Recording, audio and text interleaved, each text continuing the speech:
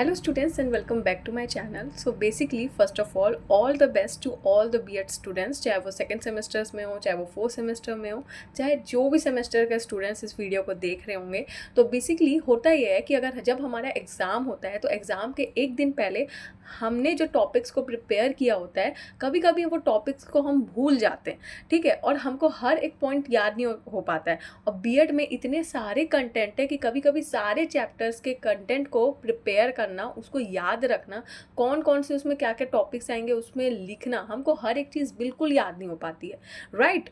तो मैं आप लोग के लिए कुछ ऐसी ट्रिक लेके आई हूँ जो लास्ट मोमेंट में कभी कभी मैंने भी अपने एग्ज़ाम जाने से पहले उसको ज़रूर अप्लाई किया है, ताकि B.Ed में हमारे एक अच्छे नंबर से हम सबसे पहली बात तो पास हो सके, क्योंकि B.Ed में 80 KT लगता ही है, ओके। एंड सेकेंडली अच्छा परसेंटेज भी आ सके, एक नॉर्मल वैलिड परसेंटेज भी आ सके। तो चलिए मैं आपको वो ट्रिक्स बताना स्टार्ट करती हूँ। सबसे पहली and the most important trick जो है वो है टॉपिक को रीड करना, ओके।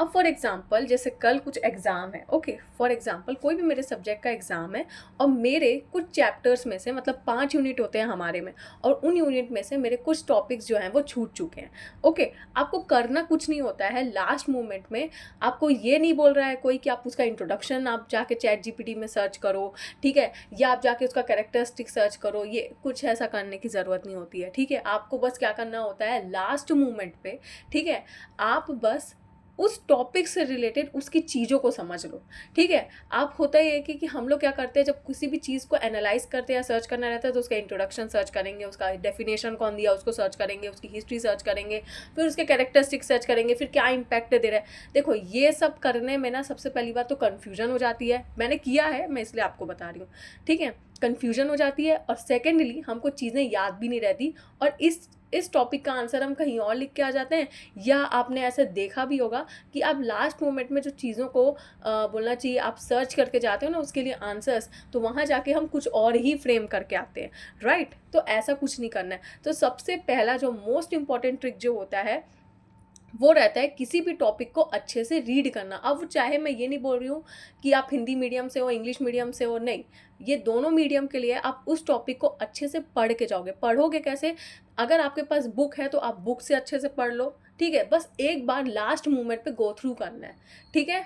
और सिनॉप्सिस सबको बनाने आ जाता है, ये चीज़ मेरे को बहुत अच्छे से पता है, ठीक है। तो सिनॉप्सिस आप बिल्कुल सिनॉप्सिस की टेंशन मत लो, सबसे पहले माइंड में आप ये जानो कि ये पर्टिकुलर जो टॉपिक है वो कैसा है, ठीक है, उसके बारे में क्या है और क्या हमको रिजल्ट देखने को मिलता है, बस। मतलब आपको एकदम प्रैक्टिकल नॉलेज होना चाहिए उस चीज़ का।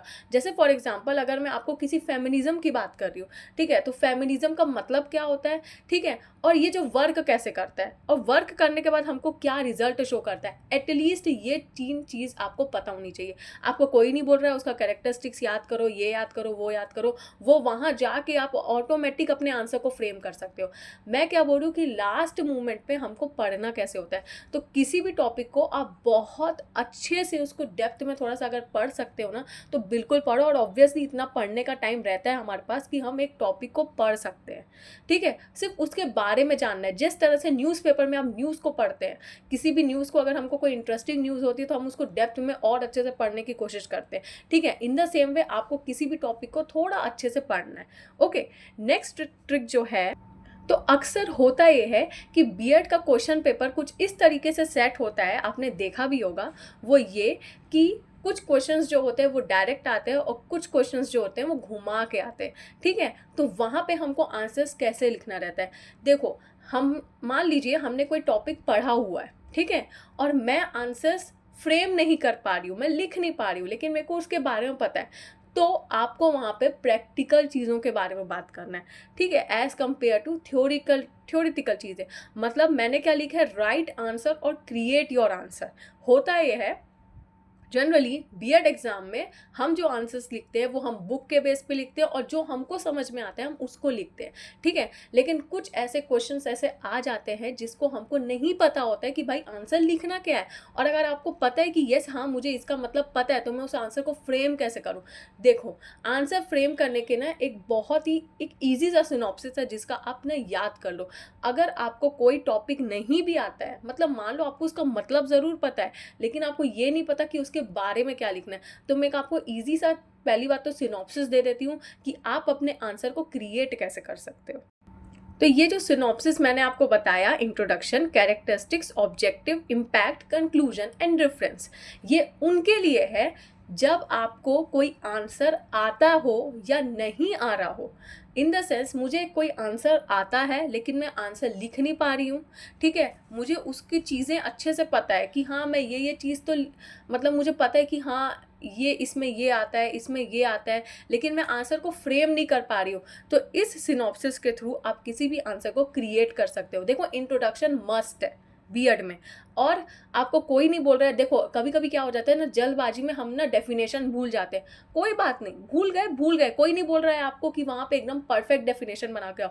Even I can help you with that कि अगर जो डेफिनेशन आपको नहीं आता है, ठीक है, तो आप ना कोई भी साइकोलॉजिस्ट का नाम लेके आप वहाँ पे उनका डेफिनेशन में नाम लिख के आप उसके बारे में बता भी सकते हो, ठीक है। हम लोग ऐसा करते थे, लेकिन हम लोग ने एक चीज़ ऑब्जर्व करी है, जो अभी मैंने 1 साल से ऑब्जर्व किया, और जो मैंने जितने भी टीचर्स लोग से अभी कांटेक्ट किया हुआ है, उन्होंने हम लोग को ये बोला कि डेफिनेशन आप फ्रेम नहीं कर सकते हो, रेदर देन आप स्किप कर दो अगर आपको डेफिनेशन नहीं आती है। इसलिए मैंने सिनॉप्सिस में डेफिनेशन को नहीं इंक्लूड किया गया। अगर आपको डेफिनेशन नहीं आती है, कोई ज़रूरत नहीं है लिखने का, आप डायरेक्ट उसके कैरेक्टरिस्टिक्स में स्विच कर सकते हो। अब देखो हम किसी भी चीज़ का कैरेक्टरिस्टिक बीएड 4th सेमेस्टर तक या 2nd सेमेस्टर तक पहुँचते पहुँचते हम उस आंसर को फ्रेम करना सीख जाते हैं, ठीक है। अब उसके बाद आता है इम्पैक्ट या ऑब्जेक्टिव। देखो ऑब्जेक्टिव भी हमको पता रहता है कि उससे क्या ऑब्जेक्टिव हमको कुछ ना कुछ देखने को मिलेगा या क्यों ये होता है, पहली बात तो ये बता सकते हो। और उसका इम्पैक्ट क्या देखने को मिलेगा, इम्पैक्ट मतलब इतनी सारी चीज़ें होने के बाद मुझे क्या रिजल्ट देखने को मिल रहा है, ठीक है। ये इजी सा सिनॉप्सिस है, कुछ नहीं तो एटलीस्ट आप, अगर आपको कुछ नहीं आता होगा तो ये सिनॉप्सिस को ज़रूर फॉलो करना, ठीक है। इसके बेसिस पे भी आप एटलीस्ट पास तो हो जाओगे, ठीक है। और परसेंटेज भी अच्छे आते हैं, मैं ये नहीं बोल रही हूँ, लेकिन अभी थोड़ा कंपटीशन ज़्यादा हो गया और चेकिंग जो है ना वो अलग अलग चेकिंग बहुत टफ लेवल पे होती है, ठीक है। तो एटलीस्ट ये सिनॉप्सिस आप बिल्कुल अच्छे से याद रखना, ओके। अब third and most important trick जो हम लोग ने फॉलो किया था वो ये था, अगर आपके पास टाइम होता है तो go through with current affair cases. अब ये मैं क्यों बोल रही हूँ, क्योंकि हमको जो रहता है बीएड 4th सेमेस्टर में, अगर आप आंसर्स लिख रहे होते हो, इवन अगर आप 2nd सेमेस्टर में हो, आप कोई भी सेमेस्टर में हो, डजेंट मैटर, बट मैं स्पेशली फोकस कर रही हूँ 2nd एंड 4th को ही, क्योंकि यहाँ पे हमको आंसर्स जो लिखने रहते हैं ना वो प्रैक्टिकल नॉलेज के बेस पे लिखने होते हैं।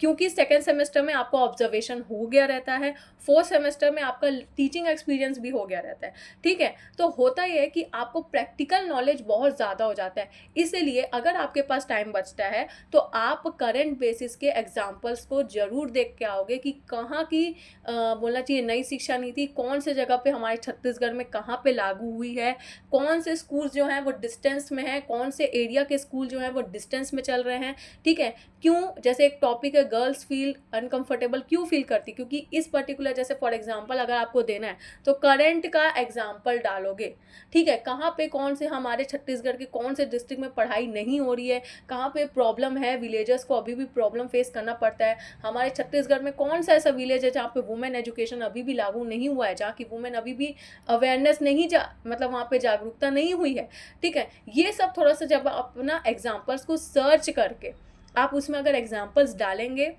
और उस एग्जाम्पल को हाईलाइट करेंगे, डेफिनेटली चेकर की नज़र जाएगी कि यस इसने एग्जाम्पल बहुत सॉलिड दिया हुआ है, ठीक है। तो होता ही है कि ना, देखो चेकर के पास ना बिल्कुल टाइम नहीं रहता कि वो आपके लंबे लंबे पैराग्राफ, इवन अगर हम पॉइंट में भी लिखते हैं आंसर को, वो एक एक पॉइंट के आंसर को भी समझे, कि आपकी भावनाओं को समझे, ठीक है। ऐसा नहीं होता है, आपको ना एकदम वहाँ पे ऐसा आंसर लिखना है, एकदम हाईलाइट करते हुए लिखना है और एकदम सॉलिड एग्जाम्पल लिखना है, और एग्जाम्पल को थोड़ा ना एक लाइन छोड़ के लिखना है ना, वहीं पे नहीं घुसाने की ज़रूरत है कि अगर हम जैसे कोई पॉइंट में आंसर लिख रहे हैं फिर हमने एक लाइन भी नहीं छोड़ा और आपने डायरेक्ट एग्जाम्पल स्टार्ट कर दिया, नहीं, एग्जाम्पल्स लिखने के लिए आप ना एक लाइन छोड़ के लिखना, ठीक है। तो इससे क्या होगा कि यस चेकर को एटलीस्ट वहाँ तो नज़र जाएगी। ये लोग हमारे जो चेकर्स होते हैं ना बहुत फ्लो में चेक करते हैं, उनका मूड के ऊपर डिपेंड रहता है, ये सबको पता है। इसलिए हमको आंसर्स को फ्रेम करते हुए लिखना है एकदम सिस्टमैटिक वे में, ओके। नेक्स्ट 4th ट्रिक जो है वो है स्पीड। अब होता यह है कि unit 1, to be honest unit 1 जब हम लिखना स्टार्ट करते हैं तो बहुत सारे ऐसे आप लोग ने देखा होगा, हमको 1 घंटा लग जाता है या 1.5 घंटे लग जाते हैं कभी कभी यूनिट 1 को लिखने में, राइट? मेरा भी 1 घंटा लगा है, नो डाउट, ठीक है। लेकिन अगर आप स्टार्टिंग से ही अपनी स्पीड को पकड़ के रखना, मतलब आप स्टार्टिंग में अपना हाथ को ना बिल्कुल दुखा दो, मैं सच बोल रही हूँ, मैंने भी कहीं ना कहीं स्पीड मेंटेन करके रखी है, तब जाके 3 घंटे में हम लोग ने 5 यूनिट कंप्लीट करते थे, ठीक है। टू बी ऑनेस्ट, मैं सच बोल रही हूँ, आपको अगर 3 घंटे में 5 यूनिट कवर करना है ना, तो आपको एकदम जैसे ही क्वेश्चन पेपर मिला, सबसे पहले आप क्वेश्चन 1, आपको जो भी सबसे पहले स्टार्टिंग में जिस भी क्वेश्चन पे नजर गई है ना, आप सबसे पहले उसको बनाना स्टार्ट करो, ठीक है। बाद में आप दूसरे क्वेश्चंस को देखना, क्योंकि देखो आंसर्स हमको लिखना ही है बीएड में, नो डाउट, पास होना ही है हमको बीएड में, नो डाउट। इसलिए मैं बोल रही हूँ, आप अगर एकदम, आप एक एक मिनट की उस टाइम वैल्यू होती है, okay. And secondly, for the students जिनका पेपर अभी हाल ही में होने वाला है, अभी मई के टाइम में, ओके, आपको होता यह है कि हम बीएड में लिखने की स्पीड हमारी सबसे ज़्यादा रहती है, सबसे ज़्यादा एनर्जी हमारी बॉडी से यूटिलाइज होती है, ओके। तो वहाँ पे ना गर्मी, और साथ में गर्मी भी चल रही है, राइट? हाइड्रेट होते रहिए, ओके, पानी पीते रहिए, नो डाउट। लेकिन कभी कभी आप देखे होंगे बहुत सारे ऐसे स्टूडेंट्स होते हैं जो बहुत फ्लो में लिखते हैं, उनको पानी पीने तक का भी समय नहीं रहता है, ठीक है। वो क्यों स्पीड आती है उनकी? जब आप स्टार्टिंग से स्पीड की प्रैक्टिस करते हैं। एंड सेकेंडली, मैं अभी भी बोलूँगी, अगर ये वीडियो बहुत सारे स्टूडेंट्स अगर एग्जाम के 1 दिन पहले, 2 दिन पहले या 4 दिन पहले भी देख रहे हैं, ओके, तो मेरी आपसे रिक्वेस्ट है कि अभी बैठ के आप ना अपनी स्पीड की प्रैक्टिस करो। मतलब आप आधे घंटे में एटलीस्ट कितना स्पीड लिख रहे हो, मतलब आप अपने हाथ को ना कुछ भी लिखो, मैं मना नहीं कर रही हूँ कि आप एकदम बीएड के आंसर्स को ही पढ़ रहे हो, थोड़ा सा स्पीड का अपने हाथ में ना, क्या बोलना चाहिए, अपने हाथ को फ्री करने की कोशिश करो। उससे ये होगा कि आपकी स्पीड जो है ना एग्जाम टाइम में थोड़ी सी मेंटेन रहेगी। तो बिल्कुल जैसे ही हाथ पे क्वेश्चन पेपर मिले, बिल्कुल स्पीड से लिखना स्टार्ट कर दो। एंड कोशिश करो कि आपका जो टारगेट होना है, 40 से 45 मिनट के अंदर आपका यूनिट 1 बिल्कुल कंप्लीट हो जाना चाहिए। मैं ये नहीं बोल रही हूँ कि एकदम फेकोलॉजी करो, नहीं करने की ज़रूरत है। आपका टारगेट होना चाहिए कि मुझे 40 मिनट में इस टॉपिक को कंप्लीट करना है। अब आप उसमें कुछ भी लिख के उसको कंक्लूड करो, और कंक्लूजन और रेफरेंस तो मस्ट है, ये चीज़ आपको पता है, ठीक है। चीज़ों को अगर अंदर शॉर्ट करने की भी कोशिश करोगे, नो डाउट, एकदम शॉर्ट भी मत करना, पर थोड़ा सा शॉर्ट करके लिखना, और टारगेट रखना कि 40 to 45 मिनट्स में आपका ये यूनिट कंप्लीट हो जाए।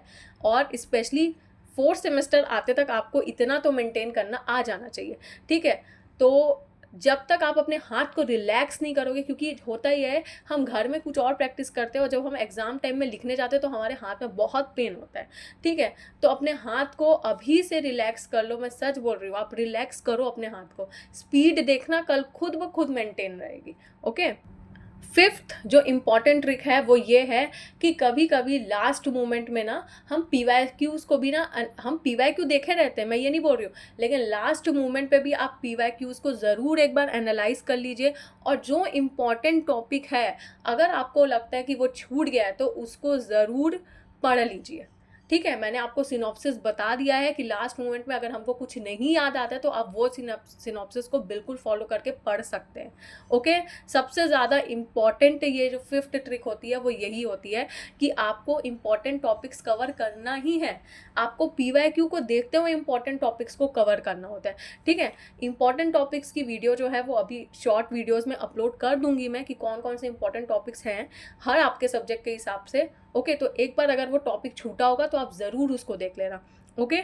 आई होप आपको ये 5 ट्रिक बहुत अच्छे से समझ में आया होगा। एंड मोस्ट इम्पॉर्टेंटली, जिनका पेपर मई के टाइम में है या कल से है, प्लीज़ अपना अच्छे से ध्यान रखिएगा, अपना सॉलिड आंसर लिखिएगा। और एकदम आपको कोई नहीं बोल रहा है कि बीएड है तो एकदम ही फेकोलॉजी करो, क्योंकि अब मैक्सिमम चेकर्स को पता चल गया है कि बीएड में स्टूडेंट्स जो होते हैं वो फेकोलॉजी ही के ऊपर डिपेंड रहते हैं। तो talk like a teacher, okay, and right your answer in a very practical way.